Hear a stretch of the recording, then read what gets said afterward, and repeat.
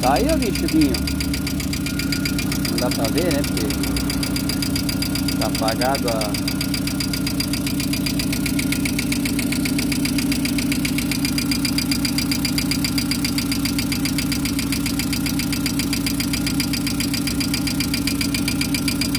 Encaixemos a borrachinha mais pra baixo ali, vedou.